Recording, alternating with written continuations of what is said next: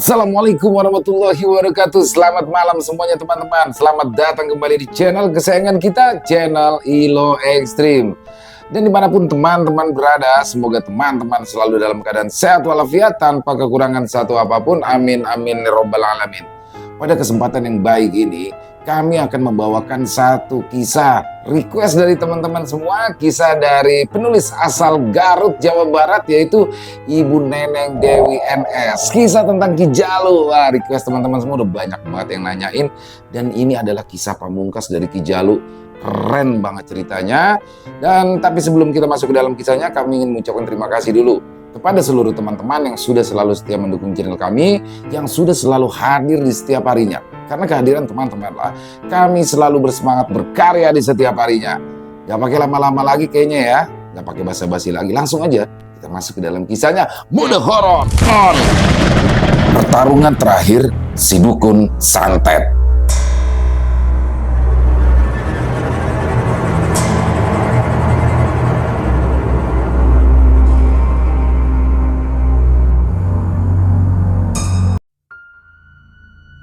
Nindi berusaha untuk melepaskan lehernya dari cekalan tangan yang tiba-tiba itu. Namun jelas ia kalah tenaga karena tangan yang mencekal lehernya itu sangat-sangat besar, seperti tangan sebuah raksasa. Nindi hanya bisa pasrah, mulutnya tak bisa lagi mengeluarkan suara akibat rasa sakit di bagian lehernya. Lalu tangan besar seperti milik raksasa itu pun mengangkat tubuh Nindi ke atas hingga Nindi seakan-akan berada di atas awang-awang. Kedua kaki Nindi pun langsung menendang-nendang ke sana kemari. Nindi sebisa mungkin berusaha untuk melawan, bahkan kedua tangannya yang bebas mencoba meraih tasbih batang pohon Dewan Daru pemberian dari ibunya. Aku harus bisa mengambil tasbih pemberian mama biar bisa melawan raksasa Tambun ini. Susah banget ngambilnya, keluh Nindi sambil tangannya terus mencoba menggapai tas lempang yang melingkar di tubuhnya. Namun usaha Nindi kali ini pun kembali mengalami kegagalan karena tangan besar lainnya dari sosok raksasa itu kini malah sengaja menggoyang-goyangkan tubuh kecil Nindi ke kiri dan ke kanan secara beraturan searah putaran jarum jam. Ya, Nindi diperlakukan seakan-akan dirinya itu adalah sebuah mainan. Duh, sial banget deh. Dia pikir aku ini ayunan yang bisa diayun-ayun seenaknya apa. Rutuk Nindi yang mulai merasakan kepalanya malah semakin jadi pusing akibat tubuhnya yang terus digoyang-goyangkan oleh tangan raksasa tersebut. Ya, itu adalah tangan dari Rangga Lawe, buto ijo pengikut Ki Jalu yang tadi sempat terkena luka dalam hingga memuntahkan darah hitam. Namun Ki Jalu yang tak mau Rangga Lawe semakin parah terluka dalam segera mengalirkan energi lewat telapak tangan kirinya ke punggung Rangga Lawe hingga Rangga Lawe pun bisa bugar kembali hanya dalam waktu yang relatif singkat. Bila tadinya Rangga Lawe berwujud seorang laki-laki bertubuh gemuk pendek berusia 40 tahunan, kini ia sengaja mengubah sosoknya menjadi sosok aslinya, yaitu sosok buto ijo yang memiliki dua gigi taring yang tajam, runcing, dan dengan langkah kedua kakinya yang menggetarkan tanah. Ki Jalu tertawa terbahak-bahak kala melihat Nindi yang menjadi mainan dari Rangga Lawe. Sejenak ia melihat ke arahnya ini Mas Ayu yang masih pingsan dalam posisi tertelungkup, sedangkan Selin terduduk lemas seraya menyusut darah yang terus-menerus mengucur dari hidungnya. Selin yang memang baru saja pulih berusaha sekuat tenaga untuk menetralisir dirinya dari pengaruh energi negatif milik Ki Jalu. Ki Jalu pun menatap sinis ke arah Selin. Aing sangka dua gadis muda tadi ini punya kekuatan luar biasa. Ternyata dugaan Aing salah. Sepertinya mereka belum punya banyak pengalaman, jadi belum terasa kemampuannya. Lebih baik Aing tinggalkan saja. Buat apa buang-buang energi hanya untuk meladeni mereka, kata Ki Jalu. Sebelum langkah pergi meninggalkan tempat itu, Ki Jalu pun berpesan kepada Rangga Lawe. Rangga Lawe, lebih baik Maneh saja yang mengurus mereka bertiga. Bila perlu, Maneh habisi saja, jadikan santapan makan siang maneh. Aing mau melanjutkan perjalanan, mencari bocah ingusan yang bernama Miftah. Tangan Aing sudah gatal, ingin segera mencabut nyawanya, ucap Ki Jalu kepada sosok Ranggalawe yang masih asyik mempermainkan Nindi. Baik tuanku, saut Ranggalawe seraya sedikit menundukkan wajahnya sebagai tanda penghormatan kepada Ki Jalu. Lalu hanya dalam sekejap, sosok Ki Jalu sudah berjalan jauh dan tubuhnya menghilang di balik pepohonan yang ada di sepanjang jalan. Nindi yang masih kesakitan akibat cengkraman tangan Ranggalawe di lehernya sempat tanpa sengaja mendengar pembicaraan antara Ki Jalu dan Ranggalawe. Dia juga sempat mendengar kalau Ki Jalu tadi menyebut-nyebut nama Miftah. Apa barusan aku nggak salah dengar? Kakek-kakek Bokumnyan tadi bilang mau nyari Miftah. Aku yakin dia pasti punya niat jahat sama Miftah. Kasihan banget si Miftah. Gimana caranya aku bisa ngasih tahu Miftah? Gumam Nindi dalam hati. Nindi yang sedang kalut lupa kalau ia bisa berkomunikasi lewat telepati dengan Miftah. Karena hal itu kadang ia lakukan dengan sahabatnya itu, tapi kali ini Nindi sepertinya lupa sebab ia sedang fokus memikirkan cara untuk bisa melepaskan diri dari cengkraman tangan sosok Buto Ijo. Nindi juga sedih melihat hodam penjaganya, Nyai Nimas Ayu, yang masih tergeletak pingsan. Setelah tadi punggungnya ditendang dengan sangat keras oleh Ki Jalu, entah dengan ajian apa. Sementara itu, Selin masih terus berjuang menetralisir rasa sakit kepala yang teramat sangat dan mencoba menghentikan mimisan di hidungnya dengan membacakan surat-surat yang diambil dari Al-Quran di dalam hatinya. Setelah sekian menit usahanya pun berhasil, dan kini Selin sudah bisa menguasai kembali tubuh kasar dan tubuh halus sepenuhnya. Tubuhnya kini sudah mulai terasa ringan dengan pundak yang tak lagi terasa berat, tidak seperti sebelumnya. Hidungnya juga tak lagi mimisan dan telinganya juga sudah tak lagi mengeluarkan darah. Bahkan sakit kepala dahsyat yang tadi sempat dideritanya akibat bentrokan energi positifnya dengan energi negatif milik Ki Jalu kini sudah mulai pulih. Dan itu adalah salah satu kelebihan Selin karena memiliki kemampuan dalam hal pengobatan. Akan tetapi, Selin juga memiliki kelemahan, yaitu ketika ia bengong atau pikirannya sedang kosong, maka ia akan mudah sekali untuk dirasuki makhluk-makhluk tak kasat mata.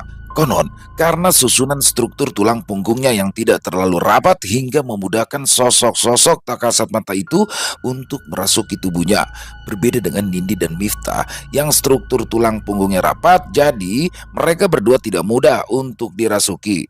Seperti yang belum lama ini dialaminya ketika kerasukan sosok nenek-nenek tua yang dulunya merupakan seorang sinden di zamannya. Selin saat itu sedang mengong karena ia yang terlalu mengagumi meja rias kuno yang ada di hadapannya, hingga Selin pun tidak menyadari kalau ada sesosok nenek tua yang mendiami kaca hias yang memang sudah buram itu lalu masuk ke dalam tubuhnya sampai akhirnya Selin pun kerasukan. Selin melirik ke arah kiri. Selin kaget karena ia melihat Raffi tahu-tahu sudah tak ada lagi di sana. Kemana tuh anak sih? Masa iya dia kabur? Pikir Selin berasa heran. Namun Selin tak terlalu memusingkan keberadaan Raffi karena ia adalah asli penduduk sini, jadi tidak mungkin tersesat. Baru saja melihat ke depan, Selin kaget kala ia melihat sosoknya ini Mas Ayu yang dalam kondisi tertelungkup tak bergerak. Astagfirullah, Nyai Mas Ayu, seru Selin seraya menghampiri sosok Nyai Mas Ayu lalu meraih tubuh wanita cantik berkulit kuning langsat itu ke atas pangkuannya. Selin sedikit lega karena ternyata Nyai Mas Ayu masih hidup. Hanya saja ia terlihat begitu lemah, bahkan suara rangan kesakitan pun tak terdengar dari sela bibir tipisnya saking lemahnya kondisi Nyai Mas Ayu saat itu hingga membuat Selin sangat khawatir. Bertahanlah Nyai Mas Ayu, insya Allah saya akan mencoba membantu menyembuhkan Nyai. Atas izin Allah, ucap Selin lirih seraya mengusap-ngusap punggung penjaga Nindi itu dengan menggunakan tangan kanannya. Namun usapan tangan kanannya mendadak terhenti saat Selin merasakan ada sesuatu yang aneh, seperti sebuah tonjolan yang melengkung dari bagian punggung tengahnya ini Mas Ayu. Selin pun makin terkejut melihat ada luka memanjang di punggungnya ini Mas Ayu, seperti luka akibat totokan untuk melumpuhkan kinerja semua anggota tubuh yang diperuntukkan bagi kaum jin dan semua makhluk tak kasat mata. Itulah sebabnya Nyai Nimas Ayu seperti lumpuh karena semua anggota tubuhnya seolah-olah dikunci oleh totokan tangan Ki Jalu. Selin setelah membacakan basmalah lanjut membacakan surah-surah ruqyah sekaligus mencoba untuk mengeluarkan bekas totokan tangan Ki Jalu dari punggungnya ini Mas Ayu. Keringat sebesar biji jagung pun keluar dari kening hingga wajah dan punggungnya juga mulai bercucuran keringat. Akibatnya, baju Selin pun mulai basah oleh keringat. Setelah sekian lama, tiba-tiba tubuhnya ini Mas Ayu bergetar hebat, seperti terkena sengatan listrik, disusul keluarnya asap berwarna hitam yang cukup pekat dari arah punggungnya. Kemudian, Nyai Nimas Ayu pun terbatuk-batuk lalu memuntahkan sebuah benda berbentuk seperti tulang ikan utuh tapi berwarna hitam kelam seperti arang dari dalam tenggorokannya. Alhamdulillah, Nyai Nimas Ayu sudah siuman. Ayo Nyai, muntahkan saja. Benda itulah yang sudah membuat Nyai seperti ini, kata Selin masih sambil menepuk-nepuk lembut punggung Nyai Nimas Ayu. Sesaat setelah benda berbentuk tulang ikan utuh berwarna hitam itu berhasil dikeluarkan oleh Nyai Nimas Ayu, ia pun segera duduk dalam posisi bersila. Ya, Nyai Nimas Ayu sedang mencoba mengembalikan kondisi tubuhnya agar bisa tetap stabil seperti semula. Selin menunggu dengan sabar karena takut ada yang tiba-tiba datang dan membokong Nyai Nimas Ayu dari arah belakang. Terima kasih banyak Selin. Kamu sudah membantu saya. Saya tidak menyangka kalau kakek-kakek tua bernama Ki Jalu itu luar biasa kesaktiannya. Tadi aku lengah dan tidak menyangka akan bisa dibokong secepat itu. Makanya aku tidak siap dan tidak sempat melakukan pemagaran diri, ucap Nyai Nimas Ayu yang masih terlihat sedikit lemas. Selin pun tersenyum. Iya, nggak apa-apa Nyai. Nyai, istirahat saja dulu ya. Pulihkan dulu kondisi Nyai sampai dengan stabil, kata Selin seraya beringsut hendak melangkah pergi. Iya Selin, paling aku hanya butuh sebentar untuk menormalkan tubuhku yang sempat dibuat kacau oleh totokan kakek-kakek tua itu. Lihat saja nanti, kalau sampai bertemu lagi, aku akan menjadikan dia ikan pindang, gerutu Nyai Nimas Ayu yang sepertinya masih kesal karena sempat dibokong dan berhasil dilumpuhkan oleh Ki Jalu. Iya Nyai, terserah Nyai aja. Oh ya, saya pamit dulu ya Nyai, kata Selin sambil menepuk-nepuk roknya yang tadi sempat terkena debu. Kamu mau kemana Selin? Tanya Nyai Nimas Ayu. Saya mau mencari Nindi dulu. Dari tadi saya tidak melihat dia Nyai. Saya khawatir takut nanti terjadi apa-apa sama Nindi, sahut Selin. Nyai Nimas Ayu menimpali. Baiklah kalau begitu, sebentar lagi saya akan nyusul kamu ya, sahut Nyai Nimas Ayu dalam hatinya. Nyai Nimas Ayu merasa sedikit berdosa karena ia yang tidak bisa menjaga Nindi dengan baik. Ia masih menyesali dirinya sendiri yang tadi tidak berhati-hati dalam menghadapi orang selicik Ki Jalu hingga ia harus mengalami kelumpuhan sementara di tubuhnya akibat totokan dari tangan Ki Jalu. Baik Nyai, timpal Selin. Selin celingukan mencoba mencari keberadaan Nindi yang seingat ia sedari tadi berjalan beriringan bersamanya, akan tetapi Nindi pun tidak ada sampai akhirnya setelah sekitar 30 langkah melangkahkan kakinya tidak jauh dari tempat ia dan Nyai Nimas Ayu berada, namun tempatnya agak menjorok ke dalam dan tertutupi pepohonan besar. Samar-samar Selin seperti mendengar suara meminta tolong. Itu kayak suara Nindi, tapi kok kecil banget suaranya, pikir Selin. Penasaran, Selin pun sontak mendongak ke atas. Ia kaget karena melihat Nindi yang lehernya sedang dicekik dan badannya sengaja diayun-ayunkan oleh sesosok raksasa. Raksasa yang memiliki 2 taring di depan mulutnya itu sungguh terlihat menyeramkan. Tubuhnya terguncang-guncang menertawakan Nindi yang sangat ketakutan. Namun dia tak punya daya apapun untuk melawan, apalagi melarikan diri.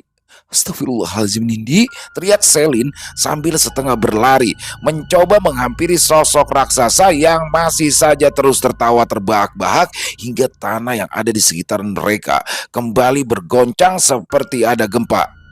Kasihan banget kamu Nin, tenang Nin, aku pasti akan nolongin kamu. Bismillahirrahmanirrahim.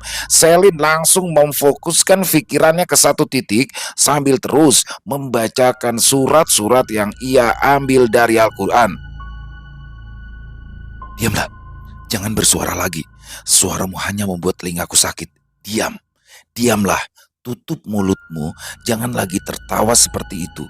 Suaramu hanya membuat tanah di sekitaranku menjadi bergetar hebat, membuat aku tidak nyaman. Diam, diamlah wahai raksasa. Selin dengan suara pelan dan juga lirih terus berulang-ulang menyebutkan kata-kata itu seraya menatap lurus ke arah si raksasa bernama Langgalawe tersebut.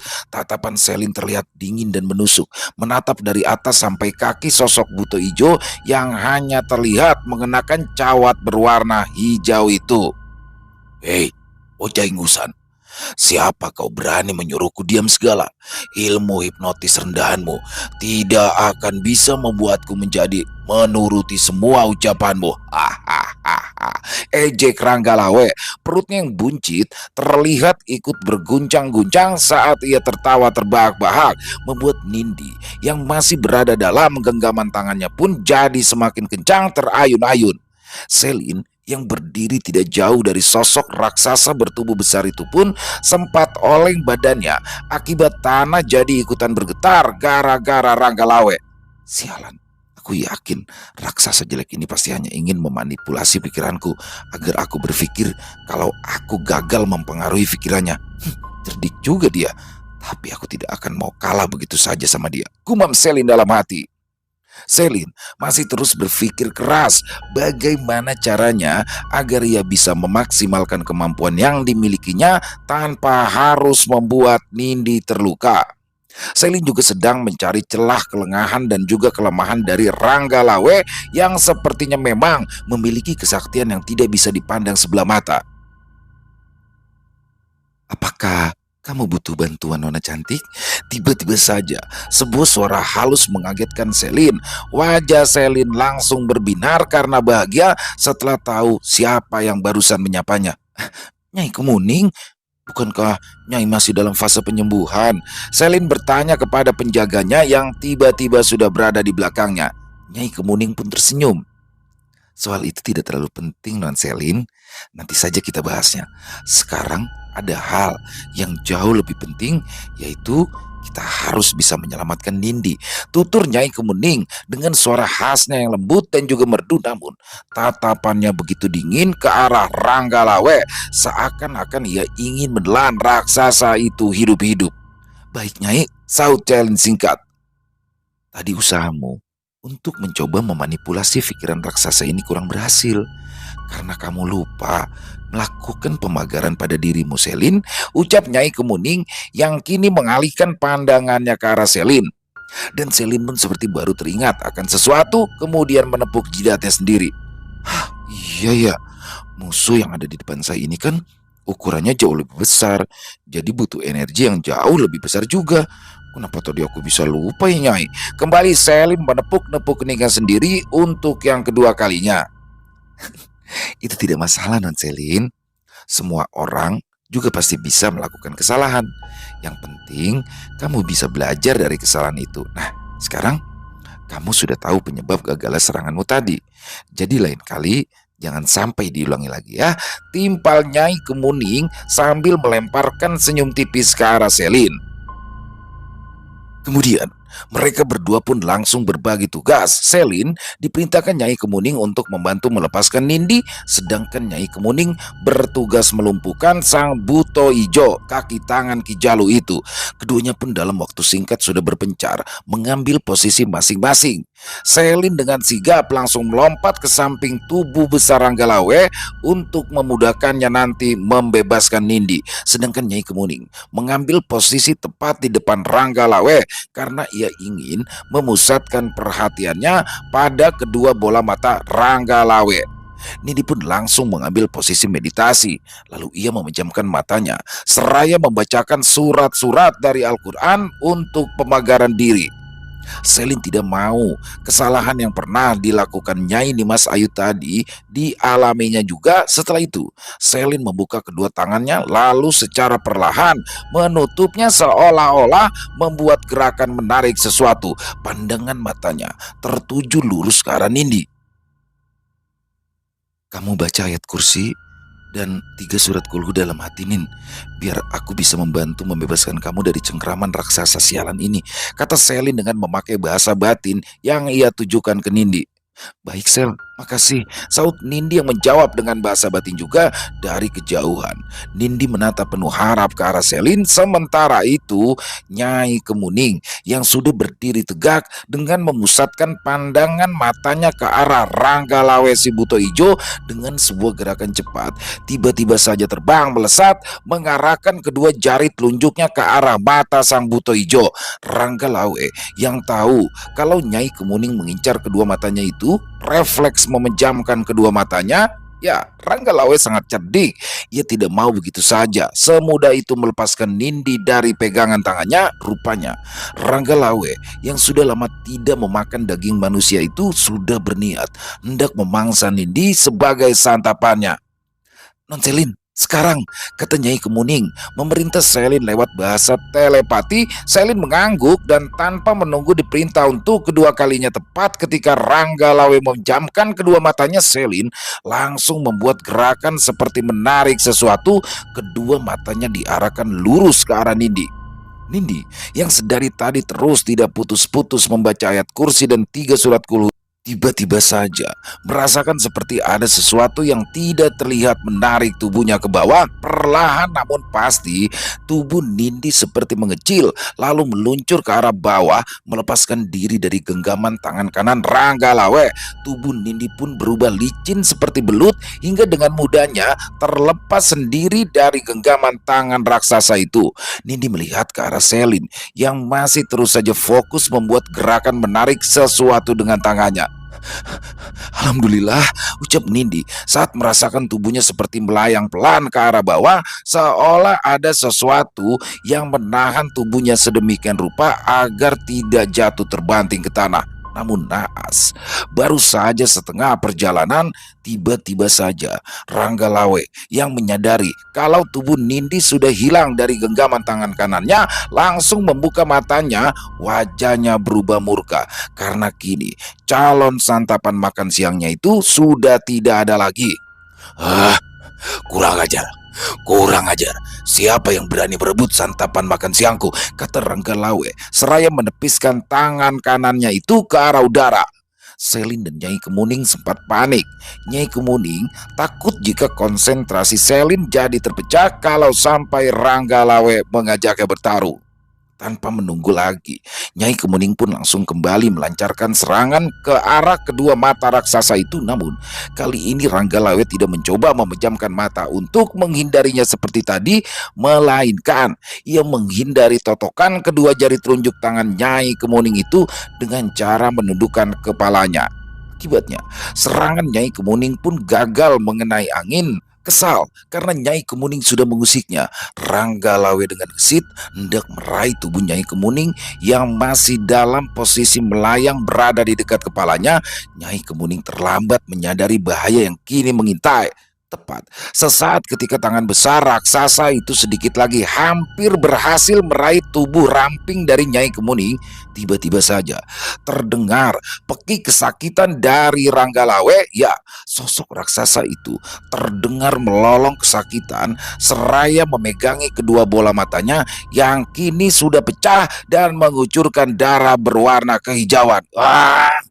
Pekik Ranggalawe kemudian tiba-tiba saja tubuh besarnya sedikit terhuyung dan kehilangan keseimbangan karena kedua matanya kini sudah tidak bisa lagi melihat. Ya, penglihatannya sudah kabur, tertutupi cucuran darah yang berasal dari bola matanya yang sudah pecah. seperti terkena pukulan benda berukuran kecil namun tumpul. "Ah, kurang ajar, kurang ajar. Siapa yang sudah lancang membuat mataku menjadi buta seperti ini?" teriak Rangga Lawe yang sudah berada di puncak kemarahannya. "Aku, akulah orangnya. Hah? Mau apa kamu? Mau makan aku? Coba kalau berani. Yang ada kamu duluan yang menjadi mayat. Dasar raksasa bau." Tahu-tahu Nindi nyeletuk sambil memutar-mutar tasbih pemberian dari ibunya, yaitu Bu Cahaya. Rupanya tadi setelah Nindi berhasil bebas dari genggaman tangan Rangga Lawe, ia sempat khawatir kalau sampai Rangga Lawe balik menyerang Nyai Kemuning dan juga Selin. Maka dari itu Nindi berinisiatif segera merogoh tasbih batang Dewan Daru yang selalu ia bawa di dalam tas lempangnya. Setelah membaca basmalah, Nindi pun langsung secara bertubi-tubi melemparkan tasbih tersebut tepat ke arah mata Rangga Lawe. Akibatnya bola mata raksasa buto ijo anak buah dari Ki Jalu itu pun pecah. Rangga Lawe semakin emosi ketika Nindi mengatainya bau. "Ah, awas kau, aku akan langsung memakanmu kalau kembali tertangkap," ancam Rangga Lawe yang masih saja memegangi kedua matanya. Tubuh Rangga Lawe pun semakin oleng. Ia sudah tak bisa lagi menyembunyikan rasa sakit yang luar biasa itu yang berasal dari kedua bola matanya yang pecah. Langkah Rangga Lawe pun menjadi tidak beraturan karena ia berjalan sambil sempoyongan dan tidak bisa melihat apa yang ada di depannya. Sampai akhirnya Rangga Lawe terus merangsek maju dengan maksud hendak mengejar Nindi. Akan tetapi tubuh besarnya itu malah membentur sebuah pohon beringin besar yang sudah berusia ratusan tahun. Akibatnya tubuh Rangga Lawe pun jadi semakin hilang keseimbangan. Puh, tubuh raksasa itu lalu jatuh ke tanah. "Hmm, coba aja kalau berani. Daripada kamu sibuk mikirin makan orang melulu, tuh cukur dulu bulu ketekmu yang udah panjang itu. Bau banget. Emangnya kamu gak pernah mandi ya?" Nindi malah semakin menjadi-jadi mengejek sosok Rangga Lawe hingga sengaja seakan-akan hendak muntah segala. Tentu saja hal ini bukanlah tanpa sebab. Nindi yang memang orang yang suka ceplas-ceplos kalau berbicara justru punya keberanian yang lebih untuk menantang musuh-musuhnya. Dalam hal ini, Nindi memiliki kemampuan untuk memancing emosi musuh ataupun lawannya. Hingga ketika emosinya sudah terpancing, justru sebenarnya saat itu adalah titik terlemah musuh ataupun lawan dari Nindi tersebut. Dan pada kesempatan itulah yang akan dipakai Nindi untuk segera menyerang habis-habisan seperti yang saat ini ia lakukan pada sosok Rangga Lawe. Nindi yang masih kesal tadi sempat dijadikan mainan oleh si buto ijo itu pun tiba-tiba saja membuat gerakan seperti orang yang sedang menarik nafas lalu mengeluarkannya secara perlahan. Tapi aneh, Nindi malah menghembuskan nafasnya dengan kencang hingga terdengarlah suara dari arah bokongnya. Selin dan Nyai Kemuning yang sedang fokus bersiap-siap untuk balik menyerang bila Rangga Lawe menyerang langsung buyar konsentrasinya karena mendengar suara kentut dari Nindi. Nyai Kemuning dan Selin pun sontak menutup hidung mereka dengan tangan. Kemudian keduanya juga segera menjauh dari arah Nindi. "Ih Nindi, kamu itu gak sopan banget sih, kentut sembarangan, jorok tahu, mana kentutnya bau lagi," Selin protes sambil bersungut-sungut sedangkan tangan kirinya sibuk mengibas-ngibaskan ke udara untuk mengurangi rasa bau yang keluar dari kentutnya Nindi. Nindi pun terlihat hanya nyengir. "Maaf atuh, tapi ini mah bukan kentut sembarangan. Ini adalah salah satu jurus mematikan yang aku punya tahu," jawab Nindi sambil tetap cengar-cengir dan memasang wajah tanpa dosa seperti biasanya. "Ih, gila kamu. Sana jauh-jauh. Hus, hus. Jangan bikin polusi udara di sini," usir Selin dengan mengibas-ngibaskan tangannya seakan-akan mengusir Nindi. Kamu gak percaya? Nih, lihat nih ya.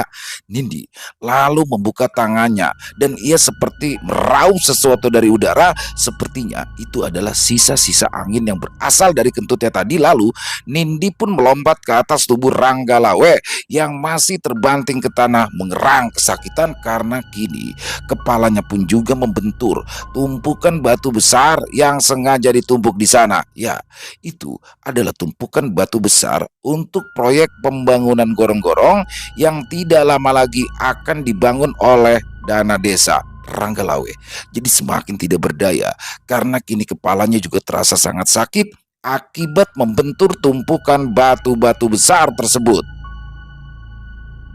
Ketika sudah berada di depan wajah Ranggalawe, Nindi langsung membuka kepalan tangannya yang tadi berisi sisa angin yang berasal dari kentutnya itu. Tiba-tiba saja Ranggalawe bersin-bersin sambil kembali memaki-maki Nindi. Ah, dasar bocah bau kencur, kurang ajar.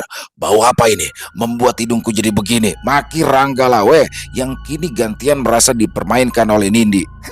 Nikmatin aja, jangan banyak protes. Itu bau kentut aku. Selamat menikmati. Dadah. Nindi memasang wajah tengil lalu bersiap untuk kabur.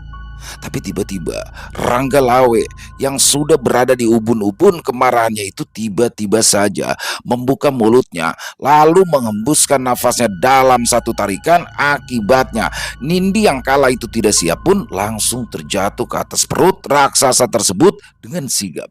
Tangan kiri Ranggalawe hendak meraih tubuh Nindi. Mati kau sekarang bocah kurang ajar. Aku akan remukan tubuh kecilmu ini dengan tanganku sendiri, ancam Ranggalawe. Nindi mencoba lari tapi perut Ranggalawe yang dibasahi keringat itu membuatnya terjatuh karena licin. Selin dan Nyai Kemuning saling tatap lalu saling memberikan isyarat agar keduanya menghampiri Nindi untuk menolongnya. Tapi hembusan angin dari mulut Ranggalawe tersebut membuat tubuh Selin dan juga Nyai Kemuning jadi sempoyongan lalu terjatuh. Aduh, jangan-jangan aku beneran bakal jadi santapan buto ijo boketek ini. Ya Allah, tolong aku ya Allah. Aku masih belum mau mati, bisik Nindi lirih. Namun tiba-tiba saja terdengar suara benda berderak patah sebanyak 2 kali. Retek, retek. Disusul suara lolongan kesakitan dari Ranggalawe. Ya, rupanya itu adalah suara 2 jari tangan Ranggalawe yang dipatahkan dengan paksa. Itulah sebabnya Ranggalawe sampai berteriak kesakitan. Terlihat patahan 2 jari manis dan jari tengah milik Ranggalawe tergeletak tak jauh dari tubuhnya. Sepertinya kedua jari yang diputuskan tersebut langsung terlempar sesaat setelah dipatahkan dengan paksa. Lalu disusul dengan kemunculan sesosok tubuh ramping yang melayang tepat di atas perut Ranggalawe yang memegangi tangan Nindi. "Kamu tidak apa-apa, Nin?" kata wanita yang terlihat memakai pakaian adat khas Bali itu, yang tidak lain adalah Nyai Nimas Ayu. Rupanya Nyai Nimas Ayulah yang tadi sudah mematahkan kedua jari tangan sang buto ijo yang tadi hendak meraih tubuh Nindi. "Saya nggak apa-apa kok, Nyai.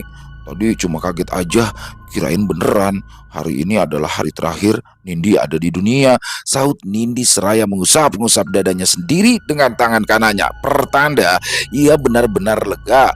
Akhirnya ada yang datang untuk menyelamatkannya. "Syukurlah.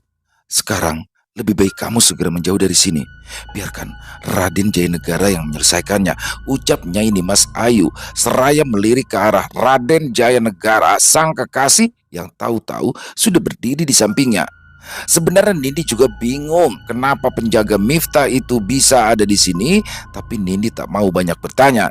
Nindi hanya menganggukkan kepalanya ke arah Raden Jayaraga sebagai tanda hormat, kemudian mengikuti langkah Nyai Nimas Ayu untuk menjauhi raksasa yang masih terus saja menggerung-gerung kesakitan.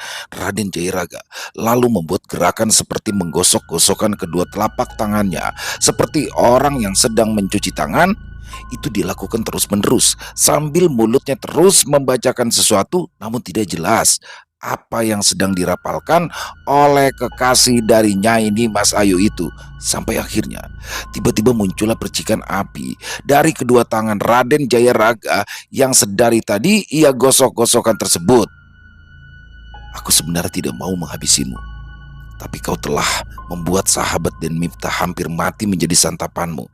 Lebih baik kau memang kumusnahkan agar berkurang 1 kaki tangan Ki Jalu, si dukun santet laknat itu," gumam Raden Jayaraga. Lalu percikan api itu kini berubah menjadi api yang menyala, Namun anehnya, sama sekali tidak membakar tangan Raden Jayaraga. Kemudian Raden Jayaraga membuat gerakan yang berbeda kali ini.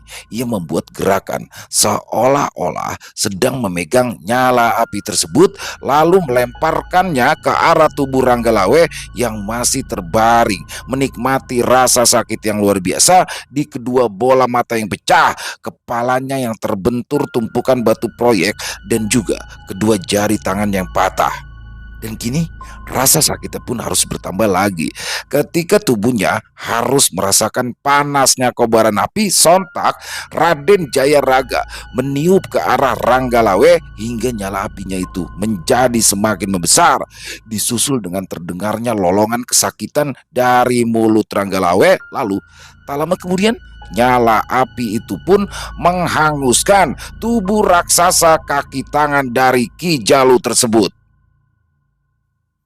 Raden Jayaraga, Selin, Nyai Nimas Ayu, Nindi, dan juga Nyai Kemuning memandang nanar sisa-sisa pembakaran berbentuk jelaga berwarna hitam dan abu-abu tersebut melayang naik ke atas dihembuskan oleh angin. Lalu bau daging terbakar pun sontak tercium. Ya, itu adalah bau yang berasal dari tubuh Ranggalawe yang terbakar dan kini berubah menjadi gosong. Dan tiba-tiba saja mereka berlima dikagetkan oleh kedatangan Raffi yang menemui mereka dengan terengah-engah. Gawat, gawat, teteh, teh. Raffi menghentikan langkahnya sambil memegangi dadanya yang sesak, nafasnya terdengar tersengal. Ada apa, Raffi? Tanya Selin yang langsung menghambur ke hadapan Raffi. Namun Raffi justru keburu pingsan. Selin refleks memegang denyut nadi Raffi. Ia lega karena Raffi ternyata masih hidup. Akan tetapi ketika tadi ia memegang tangan Raffi, Selin sempat merasa tiba-tiba saja diserang rasa pusing yang luar biasa dahsyatnya. Rupanya Selin baru saja mendapatkan sebuah penglihatan. Dia melihat Miftah yang kini sedang digantung terbalik oleh Ki Jalu dengan posisi terbalik, kaki di atas dan kepala di bawah. Sementara itu, Ki Jalu terus melecutkan cambuknya berkali-kali ke arah tubuh Miftah hingga sekujur tubuh pemuda itu penuh dengan luka. Miftah, Miftah, kita harus segera menyelamatkan Miftah. Dia sedang dalam bahaya besar yang mengancam nyawanya, kata Selin dengan penuh rasa cemas seraya menarik tangan Nindi agar segera ikut bersamanya. Setibanya di lokasi, Nindi dan Selin sangat kaget dengan pemandangan yang mereka lihat. Miftah sedang berdiri berhadap-hadapan dengan Ki Jalu. Terlihat Ki Jalu menatap Miftah dengan tatapan penuh dendam dan juga kebencian yang teramat dalam. Sedangkan Miftah hanya menatap Ki Jalu dengan penuh kesiagaan. Miftah tahu betul kalau lawannya ini selain memiliki kesaktian yang cukup tinggi yang tidak bisa dipandang remeh, tapi juga memiliki sifat licik.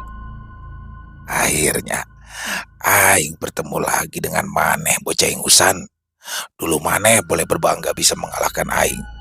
Tapi kali ini jangan harap maneh masih bisa keluar dari tempat ini dalam kondisi hidup, ancam Ki Jalu seraya memegang rat pecut pemberian dari Turangga, iblis junjungannya. Miftah diam.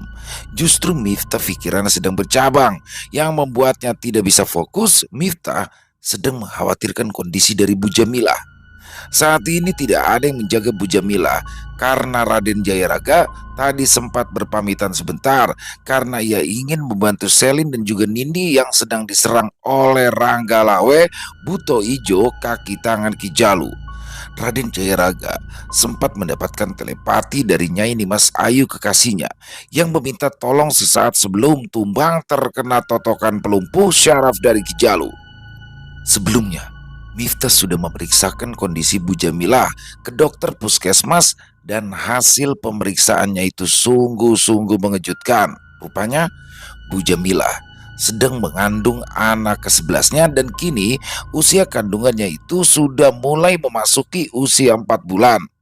Namun Bu Jamilah sengaja memakai pakaian longgar dan berwarna hitam atau gelap agar Ki Jalu tidak curiga dan Ki Jalu sudah berbulan-bulan tidak menyentuh Bu Jamilah. karena ia sibuk melakukan berbagai ritual untuk mendapatkan kesaktian. Ditambah, Ki Jalu juga sedang fokus menghadapi pertarungan dengan Miftah dan juga musuh-musuhnya yang lain.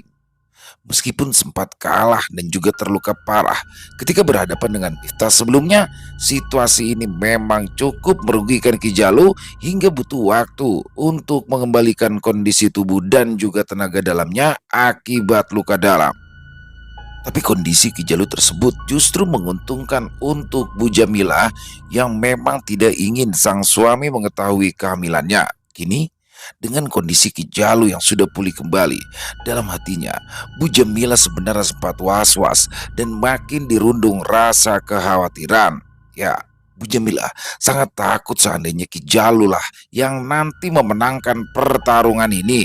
Dan itu artinya Ki Jalu akan memaksanya untuk kembali pulang ke rumah mereka dan akan kembali merenggut nyawa janin yang sedang dikandungnya.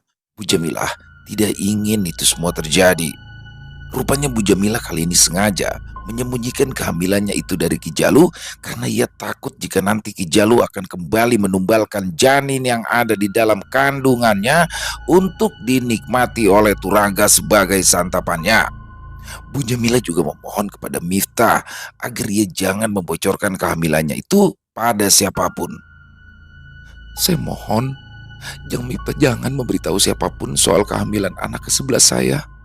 Saya sudah tidak punya siapa-siapa lagi di dunia ini, Jang. Kedua orang tua saya tewas oleh kaki tangan suruhan suami saya sendiri. Makanya, saya sudah tidak mau lagi bertemu suami saya. Saya takut. Saya takut dia nanti akan membunuh saya dan juga janin saya ini, Jang. Kata Bu Jamila saat itu dengan lelehan air mata yang mulai bergulir di kedua pelupuk matanya. Miftah terdiam. Dia hanya memberikan respon dengan sebuah anggukan kepala. Saya hanya ingin membesarkan anak ini, dan hanya bayi inilah harapan satu-satunya saya untuk hidup, Jang. Kalau sampai janin ini kembali lagi menjadi santapan junjungan suami saya, mungkin lebih baik saya mati. Tidak ada gunanya lagi saya hidup di dunia ini, rintih Bu Jamila. Air matanya pun semakin deras mengalir, kedua tangannya terus mengelus-ngelus perutnya yang tampak mulai membuncit.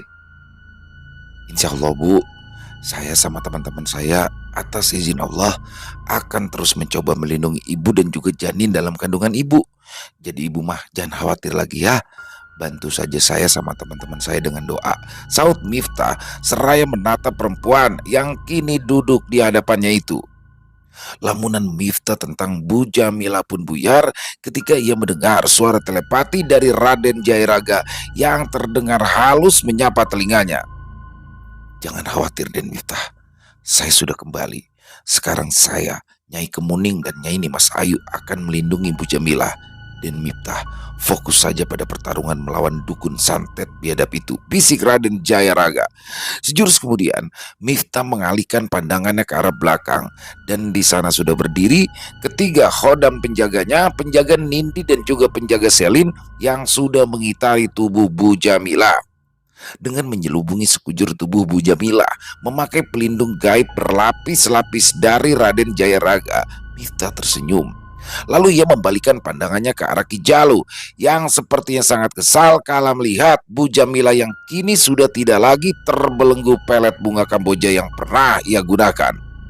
Bagus, bagus. Sekarang Maneh juga malah berada di pihak musuh Aing, Jamila. Dasar istri yang nggak tahu diuntung, istri durhaka. Aing tidak segan-segan untuk ikut menghabisi Maneh, Jamila, kata Ki Jalu dengan nada tinggi. Sepasang matanya terlihat memerah, menatap tajam penuh kebencian dan juga rasa dendam kepada Bu Jamila. Kedua tangan Ki Jalu juga terkepal, menambah keyakinan semua orang yang berada di sana kalau Bu Jamila akan masuk daftar orang yang ingin dihabisinya saat itu juga. Bu Jamila yang tahu betul seperti apa karakter suaminya itu, sontak tubuhnya bergetar ketakutan. Bu Jamila hendak bersembunyi di balik punggung Nindi. Miftah yang melihatnya meminta Bu Jamila jangan takut. Bu Jamila, jangan khawatir ya. Kami semua tuh ada di sini. Insya Allah mau ngebantu ibu. Ibu bantuin berdoa, semoga suami ibu bisa kembali bertobat, ucap Miftah pelan. Ucapan dari Miftah barusan justru malah memantik kemarahan dari Ki Jalu yang merasa diceramahi dan direndahkan oleh Miftah. Namun kali ini Ki Jalu bermain cantik. Dia tidak langsung ngamuk-ngamuk dan memaki-maki lawannya seperti biasa sebelum menyerang. Ki Jalu kali ini hanya tersenyum sinis, kemudian diam-diam ia merapal mantra dalam hati. Kali ini, Aing akan langsung kirim maneh ke neraka bocah sialan, gumam Ki Jalu dalam hatinya. Miftah yang masih mencoba menenangkan Bu Jamilah yang masih terlihat sangat ketakutan, kini menjadi lengah dan ia lupa untuk memagari dirinya dari serangan mendadak Ki Jalu sampai akhirnya Miftah mendadak merasa tanah di bawah kakinya perlahan bergerak, namun semakin lama semakin terasa seperti ada sesuatu yang membuat kedua kakinya terpaku di atas tanah. Ada apa nih? Kenapa kedua kakiku terasa kaku dan gak bisa digerakin? Gawat, keluh Miftah. Namun Miftah masih mencoba melawan dengan mengalirkan tenaga dalam lewat kedua tangannya, tapi semua sudah terlambat. Kini dengan cepat, rasa kaku itu juga merambat ke kedua tangannya, lalu akhirnya sekujur tubuhnya. Wajah Miftah berubah pucat pasi. Semua ini di luar perkiraannya. Ya, Miftah memang masih belum punya banyak pengalaman, maka ia masih butuh bimbingan dari sang penjaga Raden Jayaraga. Tapi Miftah selalu berusaha agar tidak terlalu bergantung terus-menerus dengan Raden Jayaraga, dan Raden Jayaraga mesti tahu kini Miftah tengah berada dalam kesulitan, mengajari Miftah untuk berusaha sendiri memecahkan masalah yang dihadapinya. Maafkan saya, Den, tapi sudah saatnya kau coba maksimalkan kekuatan yang kau miliki tanpa harus menunggu saya turun tangan, kata Raden Jayaraga lewat telepatinya. Baik Raden, saut Miftah membalas juga dengan bahasa telepati sehingga hanya mereka berdua saja yang bisa mendengarnya. Rupanya tidak sampai di situ. Tiba-tiba saja dari dalam permukaan tanah yang dipijak oleh Miftah muncul akar-akar pohon mirip akar beringin yang tak dari mana asalnya tiba-tiba saja sudah membelit kedua kakinya, lalu hanya dalam sekejap mata menjalar ke atas membelit seluruh tubuhnya hingga membuat Miftah tidak sempat melepaskan diri. Sekujur tubuhnya kaku, tak bisa digerakkan lagi dan kini malah ditambah dengan terbelit oleh akar pohon. Kemudian tiba-tiba saja akar pohon itu kembali bergerak dan dengan cepat membalikan tubuh Miftah. Kini posisi remaja itu terbalik dengan kepala di bawah dan kaki di atas tergantung di sebuah akar pohon yang seperti melayang. Tanpa ada induk pohon inangnya, Miftah dibuat melayang dengan posisi terbalik hingga sabuk yang sejak tadi digenggamnya dengan erat spontan terlepas. Hal ini jelas membuat Ki Jalu menjadi merasa di atas angin. Mampus Manejang, bahkan senjata sakti andalan Maneh tidak ada gunanya sekarang, ejek Ki Jalu sambil terus tertawa mengekeh. Nindi yang memang pertama kali menyadari hal buruk yang menimpa Miftah spontan melompat untuk meraih akar pohon tersebut untuk menariknya dari tubuh Miftah. Gerakan Nindi begitu lincah, bahkan sempat-sempatnya ia mengomel kepada Miftah dengan bahasa telepati. Kamu si Mip, udah tahu kakek bau menyan itu udah dari tadi siap siaga di depan kamu mau nyerang, malah fokus sama Bu Jamilah. Sekarang dibokong sama kakek bau kemenyan itu baru tahu rasa, sungut Nindi. Ya maaf, aku salah. Kamu kalau mau nolongin cepetan nolong, jangan kebanyakan iklan, jawab Miftah yang sedikit kesal karena sudah diomeli oleh Nindi.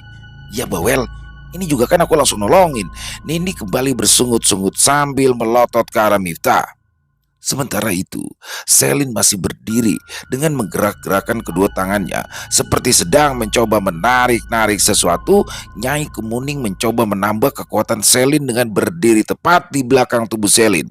Nyai Kemuning menekan jari telunjuk kanannya ke punggung Selin, sedangkan jari telunjuk kirinya menunjuk tepat ke dahinya sendiri.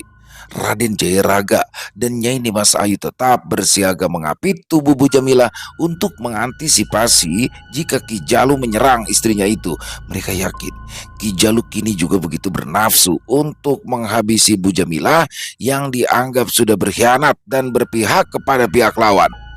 Bukannya merasa gentar apalagi takut, Ki Jalu malah tertawa mengekeh kala melihat Selin, Nindi dan Nyai Kemuning yang mulai ancang-ancang bahkan langsung bergerak untuk membebaskan Miftah. Coba saja kalau kalian bisa menembus pertahanan Aing kali ini. Ilmu masih recehan, berani-beraninya melawan Aing. Ejek Ki Jalu. Nindi yang tadi sempat berhasil melompat meraih ujung akar gaib yang telah membelit sekujur tubuh Miftah tiba-tiba saja terpekik dan tubuh rampingnya langsung terbanting ke tanah saat akar tersebut berubah sangat panas seperti habis dipanggang dalam api. Tangan kanan Nindi spontan terlepas lalu dari mulutnya memuntahkan darah segar tanda ia mengalami luka dalam.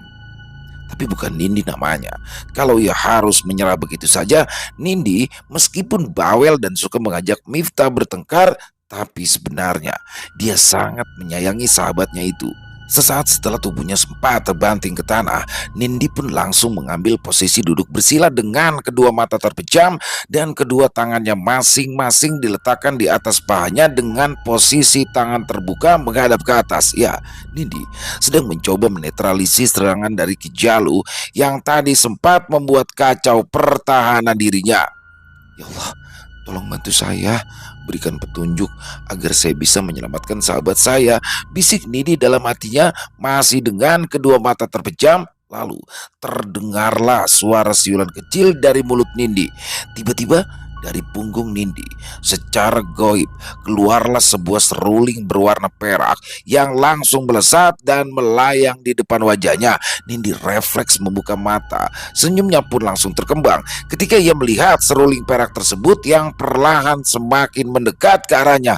Alhamdulillah, terima kasih Allah atas pertolonganmu, ucap Nindi penuh kegembiraan. Ayo Panca, bantu aku bebasin Miftah dari kakek-kakek bau menyan ini. Kali ini giliran Nindi yang mengejek. Seperti faham akan maksud dari Nindi, seruling perak yang ternyata diberikan nama Panca oleh Nindi itu langsung melayang ke arah mulut Nindi. Nindi pun dengan sigap langsung meniupnya. Terdengar suara seruling yang awalnya mengalun begitu merdu seakan-akan hendak menina bobokan siapapun yang mendengarnya. Akan tetapi lama-kelamaan suara seruling itu malah bertambah nyaring dan menyakitkan telinga yang mendengarnya, kecuali telinga Nindi, Raden Jairaga, Nyai Nimas Ayu, dan Nyai Kemuning. Segera tutup indera pendengaran kalian, Miftah dan Selin, ucap Nindi dengan memakai bahasa telepati pada Selin dan Miftah. Reaksi tidak terduga justru terlihat dari Ki Jalu. Seharusnya saat itu seluruh anggota tubuh Ki Jalu yang ada lubangnya akan mengeluarkan darah, tapi laki-laki tua yang terkenal bengis dan juga licik itu masih tetap berdiri jumawa dengan seringai aneh di wajahnya. Lagi-lagi kalian lawan Aing dengan ilmu recehan. Biar Aing kembalikan ilmu recehan ini ke pemiliknya, kata Ki Jalu yang kemudian terdengar bersiul sebanyak 3 kali. Tak lama kemudian kondisi pun berbalik. Kini dari telinga dan hidung Nindi, Selin, dan juga Miftah mulai keluar darah segar. Jangan menyerah Nin, Mif, kita perkencang bacaan ayat kursi dalam hati. Kita masih punya Tuhan yang maha segalanya, seru Selin yang sengaja berteriak ke arah Nindi dan juga Miftah. Selin sengaja berteriak agar ikut terdengar oleh Ki Jalu dan untuk membuat Ki Jalu tahu kalau mereka tidak akan menyerah begitu saja dan yakin kalau kekuatan Tuhan adalah di atas segalanya. Baik Sel, kalau gitu kenapa nggak kita baca langsung aja dengan suara keras Sel, biar kakek-kakek itu jadi kepanasan, teriak Nindi kepada Selin. Selin menganggukkan kepalanya, lalu kedua gadis itu pun langsung membacakan ayat kursi dengan suara keras dan juga lantang. Kali ini giliran Ki Jalu yang tersulut emosi mendengar ucapan Selin. Ki Jalu yang sudah 30 tahun lebih bersekutu dan menjadi budak iblis paling benci bila ada yang menyebut nama Tuhan di depannya. Sekujur tubuhnya akan terasa panas, perutnya akan mual seperti ingin muntah, dan kepalanya pusing terutama bila ada yang membacakan ayat-ayat suci Al-Quran. Kurang ajar. Kalau begitu aing juga tidak akan tinggal diam, kata Ki Jalu seraya menahan rasa sakit yang mulai berdenyut di bagian kepalanya. Namun, gerakan Ki Jalu sama sekali tidak terduga. Ki Jalu bukannya menyerang Nindi ataupun Selin yang masih terus membacakan ayat kursi dan membuat dirinya tidak nyaman. Ki Jalu yang licik justru melompat dengan gesit ke arah Miftah yang masih terikat oleh akar gaib citanya. Kemudian ia melecutkan pecut pemberian dari Turangga ke arah tubuh Miftah secara bertubi-tubi hingga pemuda itu mengerang kesakitan tanpa bisa melakukan perlawanan. Perhatian Selin dan Nindi pun teralihkan ke arah Miftah hingga mereka tanpa sadar menghentikan bacaan mereka.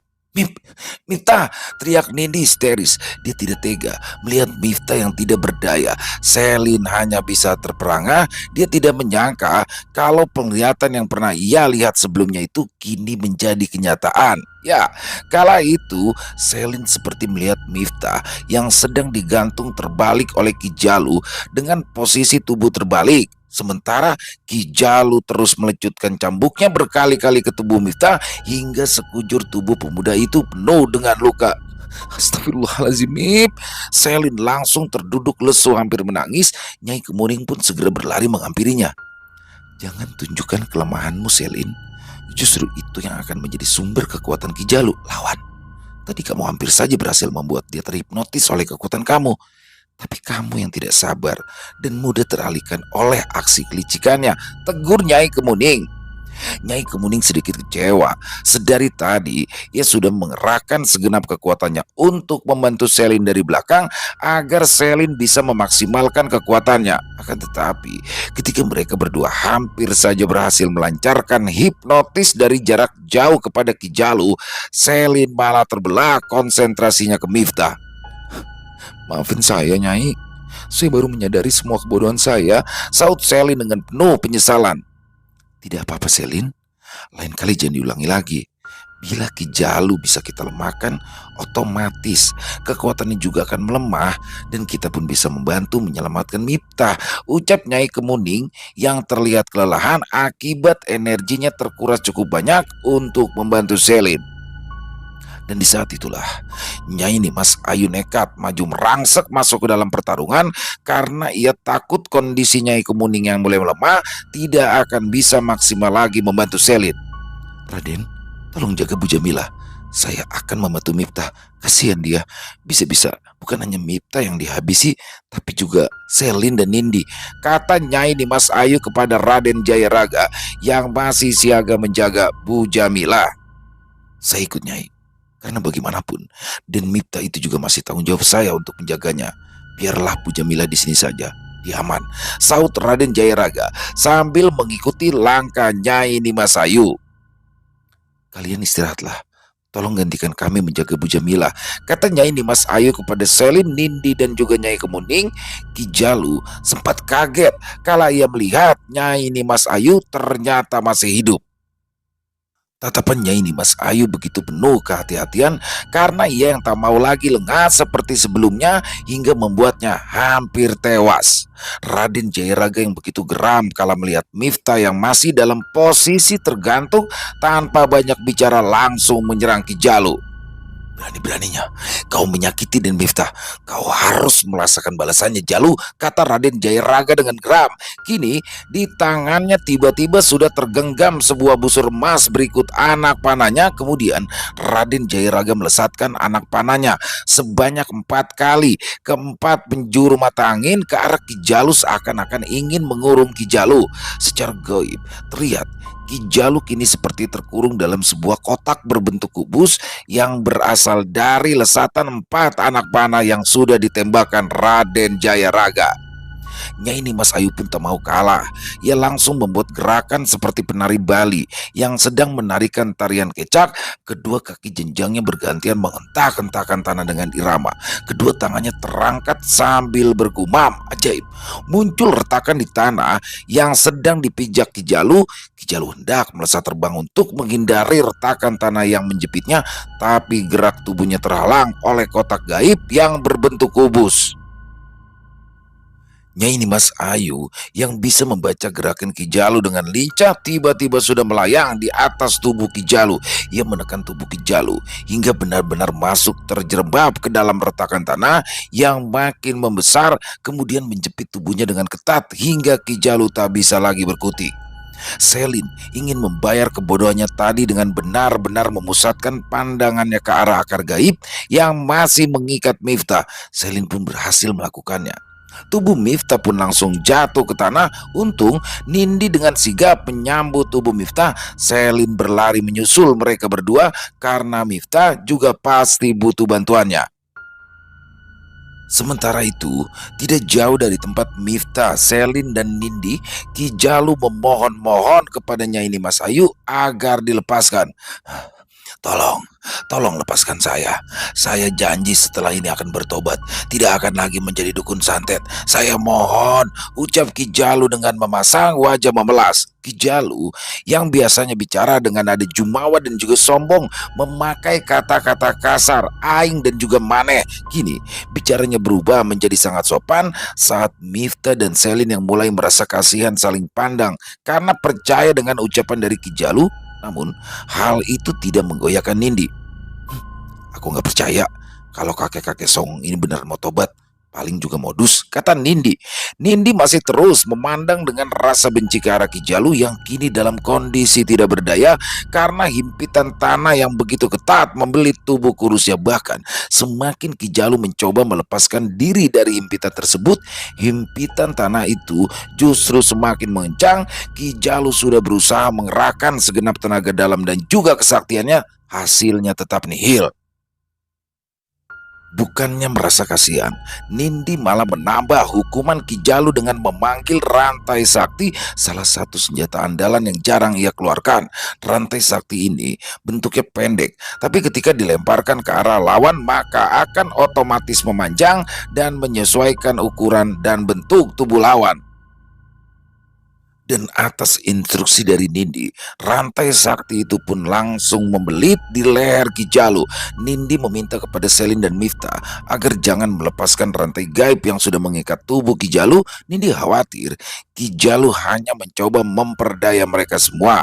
Akan tetapi Miftah yang memang memiliki rasa iba, apalagi tahu Bu Jamila kini sedang mengandung anak ke-11, buah cintanya dengan Ki Jalu, meminta kepada Selin untuk melepaskan Ki Jalu. Miftah pun tidak peduli meskipun Nindi bersikuku melarangnya. Kita itu jangan kejam terhadap musuh yang sudah tidak berdaya. Tuhan saja maha pemaaf, kenapa kita manusia yang hidupnya berkubang dosa tidak bisa memberi maaf, kata Miftah. Iya, aku tahu Mip, tapi masalahnya kakek Bomnyan ini orangnya licik. Semua kejahatan sampai dia borong semua. Aku nggak yakin kalau dia beneran mau tobat. Pokoknya mah aku nggak setuju kalau kamu sama Selin mau ngelepasin dia begitu aja. Sungut Nindi. Jangan egois begitu dong Nin. Semua orang kan juga berhak diberikan kesempatan kedua, termasuk Ki Jalu, ucap Selin bijak. Nindi terdiam. Dasar tolol.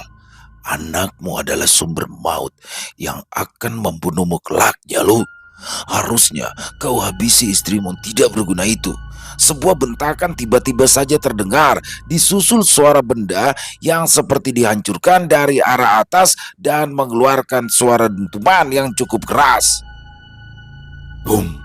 Tubuh Ki Jalu langsung terbebas dari himpitan tanah, kurungan kubus gaib dan juga rantai sakti ketika sosok berwujud setengah manusia dan setengah kerbau itu mengarahkan tangannya ke arah Ki Jalu. Ya, itu adalah sosok Turangga junjungan dari Ki Jalu yang juga langsung datang untuk membantunya.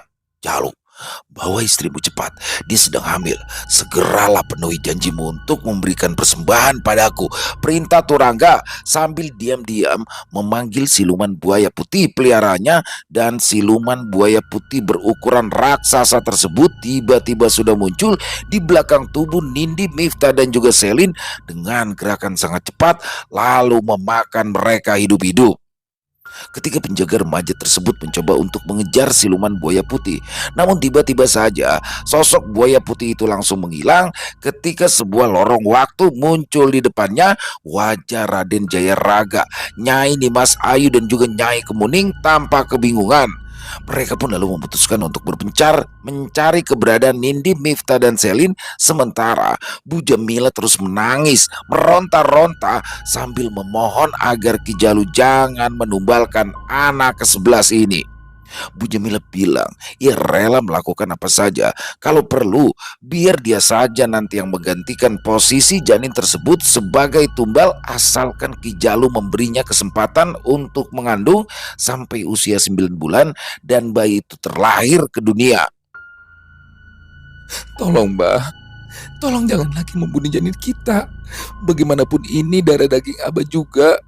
Ambu ingin sekali saja seumur hidup merasakan kenikmatan menjadi seorang ibu yang bisa melahirkan bayi. Ambu mohon, kata Bu Jamila seraya bersimpu di kaki suaminya. Ah, Aing tidak peduli sama janin yang ada di dalam kandungan Maneh, Jamila.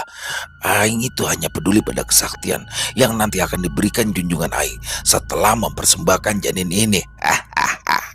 Ki Jalu tertawa mengekeh. Bu Jamila tidak peduli.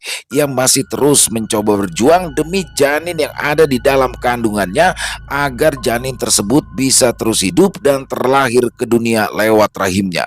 Bu Jamila kini memegangi kaki kanan Ki Jalu dengan tangannya, masih dengan posisi menyembah-nyembah memohon kebaikan hati sang suami. Sementara air mata masih terus mengalir deras dari kedua pipinya yang tirus itu. Ambu mohon Abah, sekali saja. Ambu tidak akan minta apa-apa lagi sama Abah. Tolong Ambu. Mohon jangan serahkan lagi calon bayi kita ini ke junjungan Abah. Tangis Bu Jamila makin terdengar memilukan. Namun Turangga, si raja iblis, berbalik marah ke Ki Jalu karena tumbal janin yang akan dipersembahkan Ki Jalu lewat rahim sang istri sudah tidak sesuai dengan perjanjian semula. Ya, Turangga menuntut kepada Ki Jalu untuk memberikan janin yang usianya di bawah 4 bulan atau pas berusia 4 bulan. Ketika Tuhan meniupkan roh kepada janin tersebut, tidak boleh lebih dari 4 bulan, sebab itu adalah sebuah pantangan yang akan menjadi bumerang baik untuk Ki Jalu maupun Turangga. Turangga yang kini muncul dengan sosok aslinya, manusia setengah siluman kerbau, hendak mengambil paksa janin yang berada di dalam perut Bu Jamila. Kali ini ia mengambil dengan cara menarik memakai tangannya, tapi dari kejauhan. Tiba-tiba sosok Turangga justru jatuh terpental, seperti ada sebuah benda yang tidak terlihat mendorong tubuh besarnya satu persatu. Tanduk yang menancap di atas kepalanya tiba-tiba saja terlepas dengan sendirinya, seperti ada tangan yang tidak terlihat mencabut dengan paksa. Jalu, kenapa kau tidak patuh pada apa yang sudah aku perintahkan? Bentak Turangga seraya menahan rasa sakit pada kepalanya akibat tercabutnya 2 tanduk yang selama ini begitu kokoh bertengger di atas kepalanya. Pemandangan menggidikan pun terlihat di depan mata Ki Jalu, di mana bekas tanduk yang tadi tercabut tersebut terlihat masih mengeluarkan darah berwarna kehijauan, juga menimbulkan bau busuk yang sungguh sangat menyengat indera penciuman. Wajah Ki Jalu berubah menjadi pucat. Ia juga terlihat bingung sebab tidak mengerti dengan apa maksud ucapan junjungan tersebut. Maafkan saya junjungan, saya tidak paham apa maksud junjungan barusan. Apakah saya sudah melakukan kesalahan? Jawab Ki Jalu sambil menundukkan kepala serendah mungkin di hadapan Turangga. Wajah berwujud kerbau milik Turangga terlihat sangat murka. Ia mendengus kesal. Terdengar hembusan nafas yang sangat berat dari cuping hidungnya yang menganga lebar dan mengeluarkan asap. Dasar tolol, janin yang kali ini kau persembahkan padaku usianya sudah lebih dari 4 bulan. Jalu, kembali Turangga membentak Ki Jalu. Tubuh Ki Jalu langsung bergetar hebat, menahan rasa takut yang teramat sangat hingga membuat nyalinya berubah menjadi ciut, persis seperti kerupuk yang baru saja tersiram air. Dengan suara pelan dan bergetar, Ki Jalu pun menyampaikan permohonan maafnya. Maafkan saya junjungan. Saya tidak tahu, ampun, jangan hukum saya junjungan, pinta Ki Jalu dengan suara mengiba. Di luar dugaan, Turangga yang biasanya tegas dan tidak punya sifat toleran atas sebuah kesalahan, apalagi kata maaf, justru bersikap melunak. Biar aku yang akan menghukum istri sialanmu ini, Jalu. Bukankah tadi dia bilang rela dijadikan tumbal asal janinnya kubiarkan hidup?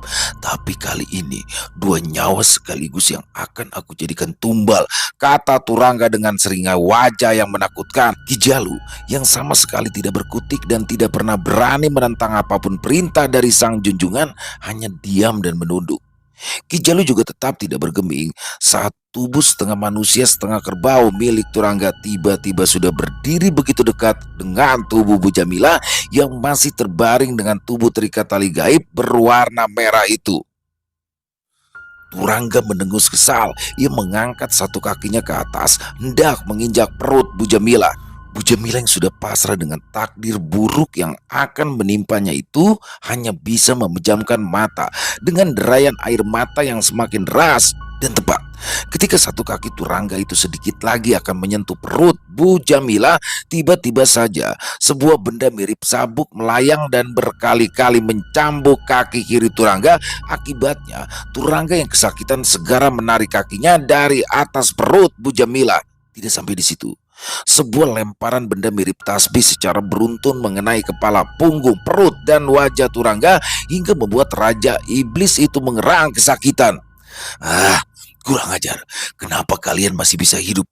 Bocah-bocah kurang ajar, kata Turangga dengan geram. Kini di depannya sudah berdiri Miftah, Nindi, dan juga Selin yang sudah berdiri dengan memakai raga halus mereka, disusul kemunculan tiga penjaga mereka, yaitu Raden Jayaraga, Nyai Kemuning, dan Nyai Nimasayu.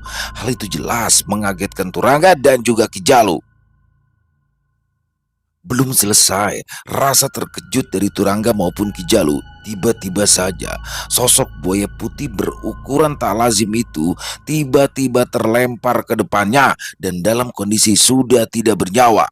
Disusul kemunculan seorang sosok kakek berjubah putih yang di samping kiri dan kanannya diapit oleh dua sosok harimau berwarna putih dan coklat. Salah satu sosok harimau itu adalah Ki Jaka yang dulu pernah menyelamatkan nyawa Miftah saat berlangsung pertarungannya dengan Ki Jalu. Apakah ini yang kau maksud, Turangga? Tanya sosok kakek berjubah putih itu. Turangga terkejut melihat kehadirannya. Kau Askara? Wajah Turangga berubah pucat. Ya, aku Askara.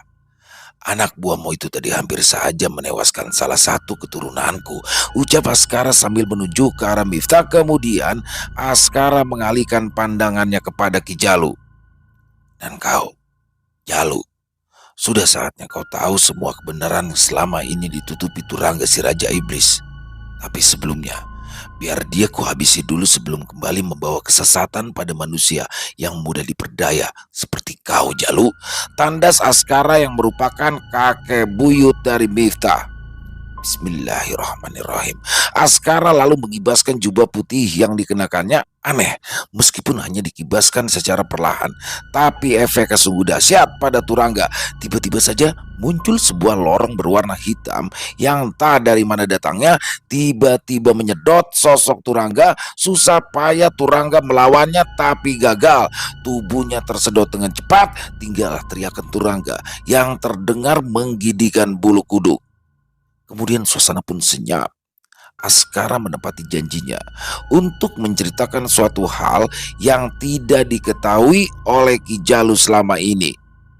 Ki Jalu kaget saat tahu jika dulu Turangga adalah junjungan Aba Jambrong yang sudah merudak paksa dan membuat Bu Romlah istri pertamanya keguguran janin yang ada di dalam perutnya. Rupanya Turangga yang memang sudah merasa tidak lagi butuh Aba Jambrong dan ingin segera mengambil sukmanya untuk dijadikan budak di kerajaannya, sengaja memerintahkan Aba Jambrong untuk merudak paksa Bu Romlah yang sedang hamil muda. Turangga melakukan itu semua dengan maksud untuk melancarkan aksinya yang ingin sekali menjadikan Ki Jalu muda sebagai pengikut barunya menggantikan Aba Jambrong. Dan rupanya Turangga sudah lama memata-matai dan juga memperhatikan sepak terjang dari Ki Jalu muda dalam kehidupan sehari-harinya. Susunan tulang Ki Jalu muda dan hitungan neptu kelahiran Ki Jalu sangat cocok untuk dijadikan pengikutnya. Ditambah lagi, Ki Jalu muda ketika itu adalah orang baik yang taat dalam beribadah. Bahkan Ki Jalu muda masih saja tetap taat dalam beribadah meskipun sudah mendapatkan ujian kemiskinan. Bagi Turangga si Raja Iblis yang memang tugas utamanya adalah menggoda dan juga menyesatkan umat manusia agar jauh dari Tuhannya, Ki Jalu muda adalah sasaran empuk untuk dijadikan pengganti Aba Jambrong yang sudah memasuki tahap akhir masa sebagai pengikutnya. Maka dari itu, ketika Ki Jalu muda yang sudah berguru ke beberapa guru untuk menambah kesaktian dan ilmu kanuragannya, sebenarnya masih tidak mungkin rasanya bisa mengalahkan Aba Jambrong yang jauh lebih sakti. Di situ diam-diam Turangga membantu Ki Jalu muda pada saat itu tanpa sepengetahuan Aba Jambrong. Maka dari itu Ki Jalu muda menjadi berhutang budi pada sosok Turangga dan tidak menolak untuk menjadi pengikutnya. Aba Jambrong sendiri nasibnya sungguh tragis setelah ia tewas terbunuh dengan mengenaskan di tangan Ki Jalu muda yang dibantu oleh Turangga. Sukmanya diambil oleh Turangga lalu dijadikan sebagai budak di kerajaannya sampai hari kiamat tiba. Sekarang pilihan ada di tanganmu, Jalu. Apakah kau akan bertobat dan kembali bertobat menjalani kehidupan yang baru di jalan Tuhan bersama istrimu, atau kau lebih memilih bertahan di jalan sesat seperti yang selama ini kau jalani di bawah Turangga? Kata Askara. Ki Jalu terduduk lesu. Untuk pertama kalinya setelah 35 tahun dia tidak pernah menangis. Kali ini ia menangis. Semua orang yang ada di sana bahkan bisa merasakan kali ini tangisan dari Ki Jalu bukanlah modus, melainkan keluar dari lubuk hatinya yang paling dalam. Apakah Allah masih mau mengampuni makhluk hina seperti saya yang sudah terlanjur berkubang dosa? Ucapnya lirih seraya tertunduk lalu menutupi wajahnya dengan kedua tangan yang mulai keriput itu. Di saat semuanya sedang terdiam, tiba-tiba saja Bu Jamila berjalan pelan menghampiri Ki Jalu. Kalau Abah masih mau bertobat, Ambu mau kembali menjalani hidup bersama Abah. Kita akan habiskan waktu bersama dengan membesarkan anak kita ya, Bah. Kata Bu Jamila dengan suara menahan tangis. Ki Jalu menatap penuh haru kepada sang istri. Aku akan membantu membuang semua ilmu dan kesaktian sesat yang ada di dalam tubuhmu, Jalu. Hiduplah menjadi orang biasa. Kembalilah menjadi Jalu yang dulu, yang berhati baik, taat beribadah, dan sayang pada keluarga. Tawar Askara. Saya mau. Saya juga tidak mau hidup dikendalikan iblis dan antek-anteknya seperti ini. Saya mau tobat. Tolong bantu saya, ucap Ki Jalu lirih. Semua orang yang ada di sana pun langsung mengucapkan syukur menyambut kembali Ki Jalu yang terlahir kembali sebagai manusia baru yang ingin menjadi lebih baik daripada sebelumnya. Selesai. Wow, luar biasa. Ki Jalu pada akhirnya. Wah, Bu Neneng asli keren banget Bu Neneng ini kisahnya. Dan sebenarnya di luar ekspektasi saya ya. Yang ada di pikiran saya nih Ki Jalu akan binasa nih. Beserta perewangannya semua binasa. Tapi ternyata di endingnya ini Bu Neneng luar biasa sekali. Ki Jalu akhirnya bertobat. Tapi memang sih kalau ditarik garis lurus ya buat teman-teman mungkin yang sudah mengikuti sedari awal sampai dengan episode ke-11 ini ya, ke-11. Jadi memang Ki Jalu ini di episode kisah lalu, masa lalu kelam Ki Jalu ini sebenarnya dia adalah orang yang baik pada awalnya. Orang baik yang tersakiti sehingga menumbuhkan bara dendam, akhirnya bersekutu dengan iblis di sini ya. Jadi wah, keren banget. Apa namanya? Menurut saya ini lebih menarik daripada Ki Jalu harus binasa ya. Tapi yang dibinasakan adalah seluruh iblis-iblisnya dan termasuk junjungannya Turangga dimusnahkan. Ya, mari kita doakan semoga Ki Jalu bisa memulai hidup barunya dengan baik. Dan buat teman-teman semua, jadi petualangan Miftah, Nindi, Selin ini akan sudah beberapa kisah dari Bu Neneng masuk ya, yang ada pengalaman mereka masing-masing. Tapi untuk Bu Neneng ditunggu juga nih untuk petualangan Miftah, Nindi, Selin yang bareng-bareng bertiga, tetap ditunggu ya Bu Neneng. Dan semoga teman-teman semua terhibur dari kisah yang barusan kami bawakan. Dan semoga teman-teman para pecinta penikmat horor misteri terhibur ya dengan kisah barusan. Dan terutama kepada para subscriber dari channel Ilo Extreme. Silakan buat teman-teman yang punya komentar lain, yang punya pendapat lain bisa dituliskan di dalam kolom komentar. Ataupun hanya sekedar saling menyapa, insya Allah kami akan membalasnya satu persatu. Buat yang suka dengan videonya bisa diklik tombol like-nya, tombol jempolnya. Boleh juga dong di-share link videonya ini ke teman-teman yang lain agar juga ikut merasa terhibur. Buat teman-teman mungkin yang baru bergabung ya, atau yang sudah lama bergabung tapi ternyata lupa nih belum klik tombol subscribe-nya, yuk diklik tombol merah subscribe-nya, jangan lupa lonceng notifikasinya dinyalakan agar teman-teman selalu mendapatkan notifikasi dari konten-konten yang akan kami upload selanjutnya. Dan untuk channel Ilo Extreme kami upload di setiap harinya setiap jam 7 malam waktu Indonesia bagian Barat. Buat teman-teman mungkin yang punya kisah horor misteri ya, yang diangkat dari kisah nyata, yang berdasarkan pengalaman pribadi, apabila mungkin berkenan dibawakan di channel kami, silakan bisa mengirimkannya ke nomor telepon yang ada di bawah sini, dan bebas dalam bentuk tulisan boleh, audio boleh, senyamannya teman-teman aja. Buat yang sudah mengirimkan kisah kami ucapkan terima kasih. Buat yang sudah mengirimkan kisah tapi belum sempat dibawakan, harap bersabar ya, karena harus melalui proses penggarapan terlebih dahulu. Di akhir kata, saya Ilo mengucapkan permohonan maaf apabila dalam pembawaan kisahnya barusan ada kata-kata saya yang salah, ataupun ada kata-kata saya yang mungkin kurang berkenan di hati teman-teman. Saya mohon dibukakan pintu maaf yang seluas-luasnya. Sampai jumpa lagi di konten-konten kami selanjutnya yang pasti tidak kalah ngerinya, yang pasti tidak kalah seramnya. Masih bersama saya Ilo di channel Ilo Extreme. Salam sehat, sukses selalu untuk kita semua. Jangan lupa bahagia, tapi jangan pernah pura-pura bahagia. Wassalamualaikum warahmatullahi wabarakatuh.